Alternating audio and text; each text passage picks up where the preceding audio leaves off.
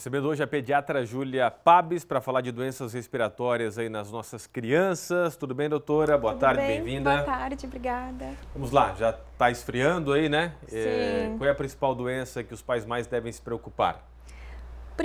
Nossa principal preocupação como pediatra é de orientação aos pais em relação à bronquiolite.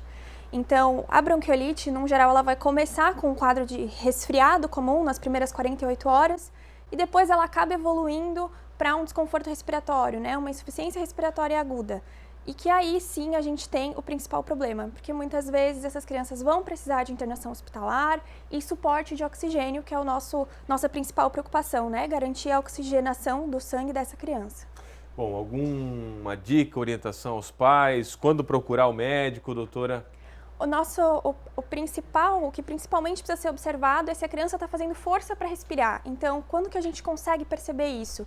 Olhando a criança sem blusinha, né, ou sem o tip-top, o body ali, e a gente observa que afunda abaixo das costelas e afunda aqui no pescoço. Esse é um momento que a gente já sabe que a criança está fazendo força para respirar e que aí precisa, sim, de atendimento médico, né, num geral hospitalar mesmo. Pronto-socorro. Pronto-socorro. E lá no Santo Antônio, a doutora também atende lá, né, na pediatria do Santo Antônio, na emergência, inclusive, muitas vezes, né, faz plantão lá. Já tem mais procura realmente de famílias aí procurando o Hospital Santo Antônio aqui de Blumenau? Já, sim, com certeza.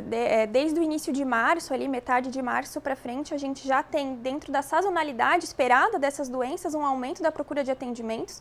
E sempre que tem uma mudança do clima, essa quantidade de atendimentos acaba aumentando bastante também. Vamos ver participações pelo WhatsApp. Vamos colocar a primeira pergunta aqui no quadro Doutor Responde. Tem a Gisele. Boa tarde, doutora. Minha pequena vive com o nariz escorrendo, mas não é gripe. Qual que é a orientação aí? Bom, para qualquer criança, né, a nossa orientação quando tem coriza, né, que é o nariz escorrendo, é a lavagem nasal. Então, a gente tem diversos dispositivos para fazer a lavagem nasal, desde os sprays nasais, os sprays aerosóis e a seringa com soro ou as garrafinhas. E aí a quantidade ou a indicação de qual desses dispositivos é usado é conforme a idade da criança. Aí é importante a avaliação do pediatra em conjunto para definir qual vai ser a melhor estratégia para esse narizinho. Essa linha das doenças respiratórias, tosse, febre, né, isso são coisas que os pais se preocupam muito, né? Vejo por mim lá em casa, né? Qual é a orientação para as famílias aí nesse sentido, doutora? Então, quando a criança está só com tosse, coriza, mas está bem, está brincando, está ativo, a gente pode observar. Começou a ter febre, se é uma febre mais alta, mais persistente, vale uma avaliação com o pediatra, mas no geral a gente indica uma avaliação ambulatorial, então uma avaliação no consultório do pediatra mesmo.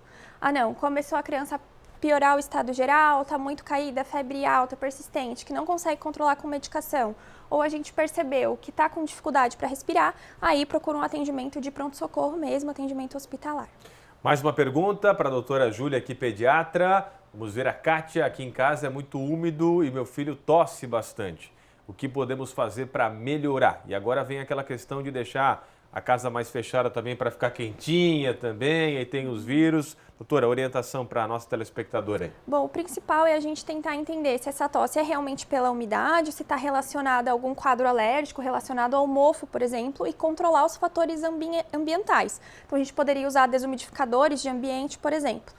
E de qualquer forma, o que ajuda muito as crianças em momentos de tosse, inclusive relacionados a questões de umidade, é a lavagem nasal. É a nossa principal recomendação para ajudar nesses quadros respiratórios, realmente fazer essa lavagem ali do nariz, que é o que mais vai ajudar mesmo. Obrigado, até a próxima, doutora. Obrigada. Um grande abraço.